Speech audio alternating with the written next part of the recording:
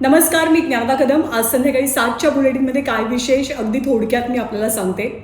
महापालिका निवडणुकांची घोषणा होताच राज्यातले सगळे पक्ष हे तयारीला लागलेले आहेत. महायुतीची जागा वाटपाची चर्चा सुरू झाली आहे. प्रामुख्यानं शिंदेची शिवसेना आणि भाजपमध्ये जी चर्चा होतीये मुंबईच्या अनुषंगानं, त्यामध्ये 227 जागांपैकी 52 जागांची ऑफर भाजपनं शिंदे सेनेला दिल्याची माहिती आहे. पण यावरती एकनाथ शिंदेची शिवसेना एग्री करणार का हे पाहावं लागेल. सविस्तर बातमी. प्रचंड बैठका झालेल्या आहेत, प्रचंड चर्चासत्र झाली आहेत. कोण कुणाला भेटलं, कुणाची बैठक सफल झाली आहे, कुणाची असफल, याचे अपडेट्स आपल्याला बघायचे आहेत. मुंबईच्या बाबतीत विचार करायचा झाला, खास करून महायुती आणि महाविकास आघाडीचा, तर महायुतीमध्ये नवाब मलिक हे अडचणीचे ठरू शकतात. युती होण्याच्या अनुषंगानं म्हणजे राष्ट्रवादी कदाचित नवाब मलिकांमुळे बाजूला राहील, भाजप शिंदेची शिवसेना एकत्रित लढतील.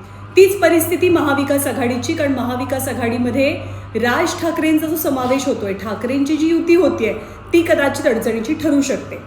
दुसरा महत्त्वाचा मुद्दा म्हणजे आदित्य ठाकरे थोड्याच वेळामध्ये एक प्रकारे कॉन्फरन्स घेतात आणि मेळावा घेतात, ज्यामध्ये ते गेल्या 25 वर्षात शिवसेनेनं मुंबई महानगरपालिकेच्या माध्यमातून नेमकं काय केलं याचा लेखाजोखा मांडतील. काय काय सांगतायत, कोणत्या कामांवरती ते हायलाईट करतायत हे आपल्याला बघायचंच आहे. ठाकरेंची युती, राज ठाकरे उद्धव ठाकरे दोन्ही ठाकरेंची युती कधीही जाहीर होऊ शकते.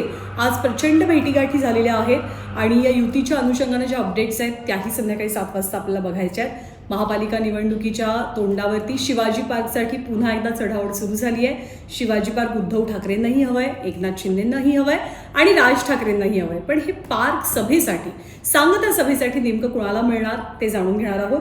आणि एकीकडे मुंबईत या सगळ्या घडामोडी घडत असताना दुसरीकडे पिंपरी चिंचवडमध्ये सगळे गेले शिकवे विसरून पवार कुटुंब राजकीयदृष्ट्या एकत्र येण्याची दाट शक्यता आहे. यासाठी पुढाकार कोणी घेतलाय, तर तो सुप्रिया सुळेंनी घेतल्याचं बोललं जाते. या बाबतीत बातमीचे अपडेट जाणून घ्यायचे आहेत.